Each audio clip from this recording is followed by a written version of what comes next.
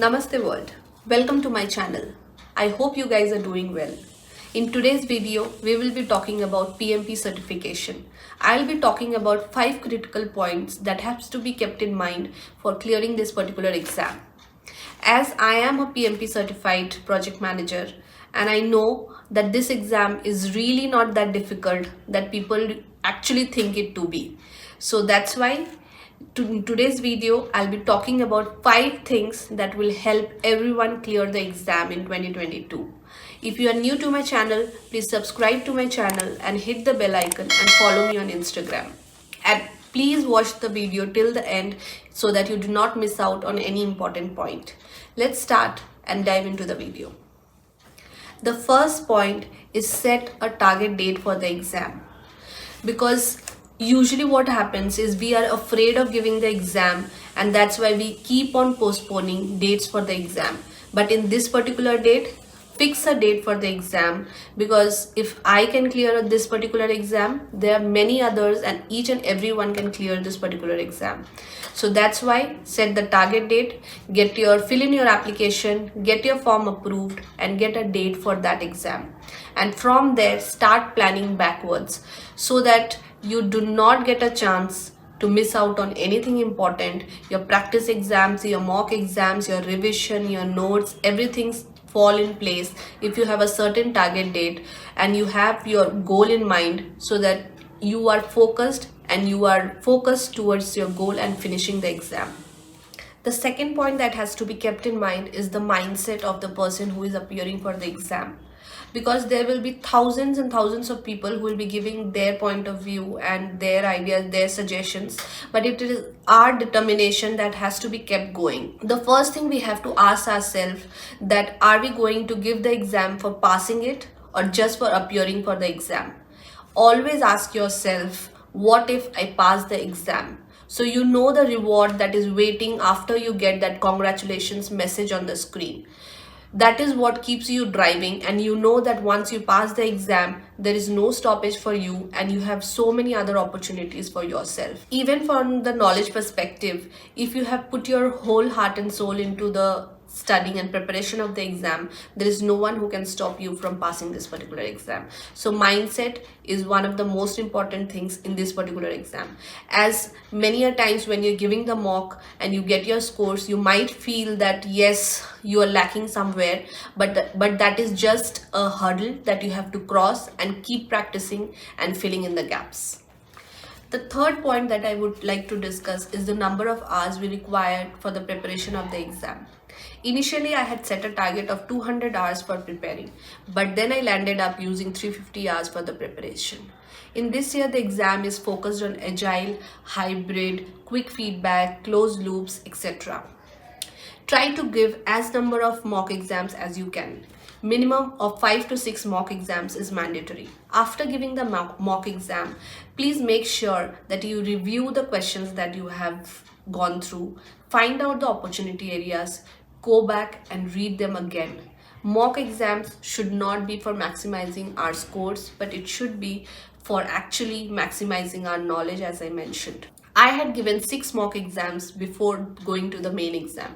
Try to give the mock exams during the time you have scheduled the real exam.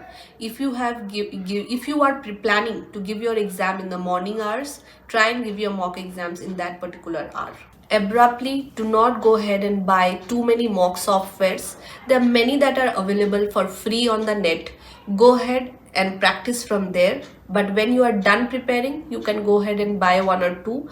But every mock exams or every place where you get paid, they also have a free sample questionnaire that you can go through before going ahead and buying a certain mock exam. Because the exam is 4 hours, we do not have that much time to keep on preparing too many mock exams. So that's why try and focus on the free ones. After you are done preparing, go ahead and buy 1 or 2 as per your preference.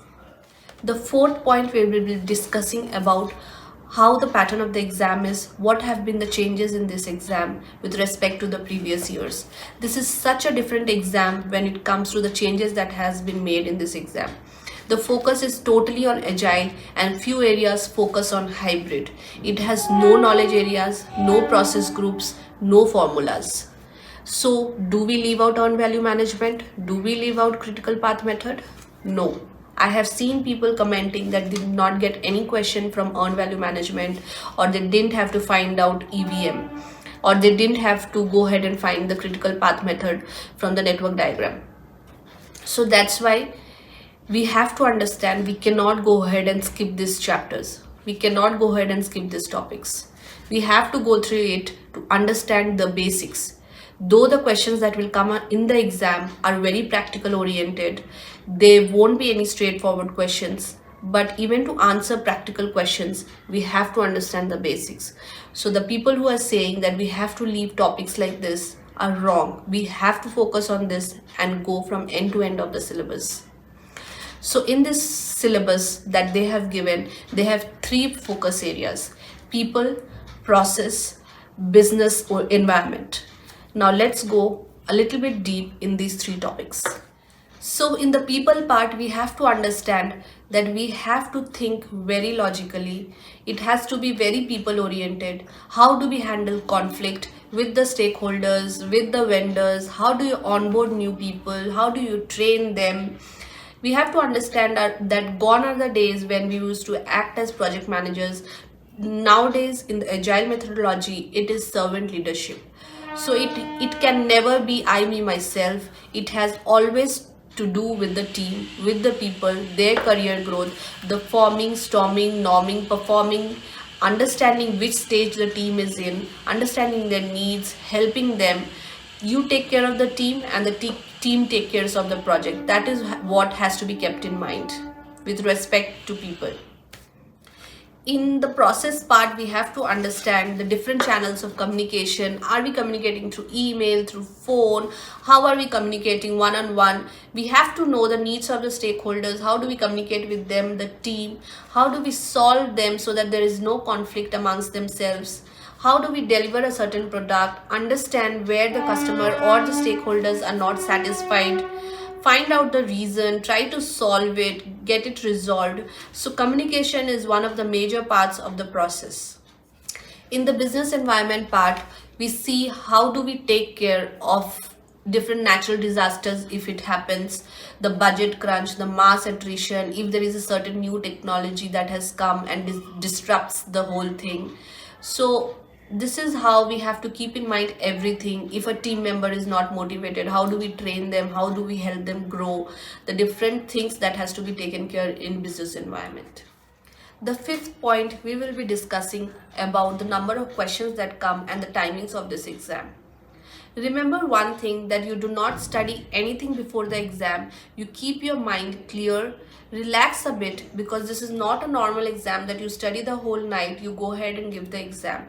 It's a 4 hours exam where you have to put your total concentration, because it is nothing that you can mug up. You have to be very practical while giving the exam. Initially, this exam had 200 questions, but they have reduced it this year to 180 questions. They give a total of 240 minutes for writing the exam. There are 3 parts in this exam. The first part is 60 questions, the second part is 60 questions, the third part is 60 questions. After the 16 questions of part 1, you get a 10 minutes break. After the 60 questions of part 2, you get a 10 minutes break. This 10 minutes and 10 minutes of break, the total 20 minutes of break, is not inclusive in the 240 minutes that they provide for giving the exam. So you can divide your time, that you give 1 minute for each question. For example, I am giving part 1. I have 60 questions that I target to clear off. So I give 1 minute for writing the exam. I take 60 minutes. Then I go ahead and provide 20 minutes to myself for reviewing the exam. That is how you can initially and nicely clear off part 1, because once you submit part 1, you cannot go ahead and review those questions. Once submitted, the part 1 questions is done. You cannot get back to part 1 again. You have to continue with the next part. We can flag, highlight and strike through the parts that are not applicable. For example, you can flag the questions which you think you are not sure of, you want to come back. You can highlight the points or the areas or the words which you think will help you get the questions. You can strike the questions that are misleading or the parts that are misleading. PMP is an expert in misleading and providing content that is not required in the question. You might think that why this particular thing is given in the question, and it confuses a lot. So try and strike out the words or the things that are misleading and are just diverting us from the right answer. Always remember that you manage your time well. Always take small breaks, if not the whole 10 minutes, so that you refresh your mind. The questions might be lengthy and you might take time to read and read and read. It's a 4 hours exam. It is exhausting. The next thing that it has to be kept in mind is do not leave any questions unanswered. It will be considered as wrong. So go ahead and answer each and every question. If you do not know the answer, go ahead and just guess it. Just guess the answer. And as I initially said, sometimes questions can be misleading. There might be parts that will just go ahead and confuse you. Please focus on the words that will fetch you the answers. These were the 5 points that I wanted to bring to you so that it could help you to clear the exams and pass the exams with flying colors. It's such an overwhelming feeling to get that congratulations message after that 4 hours. It is such a wonderful feeling. Please work hard, and there is no one that can stop you from clearing this exam. Thank you so much. If you like my video, please subscribe to my channel, press the bell icon and follow me on Instagram. And if you want to help me to make such videos, please provide your comments in the comment section and provide feedback so that if you like such videos, I will surely go ahead and make them. Thank you so much. Please stay healthy, keep smiling. Namaste world.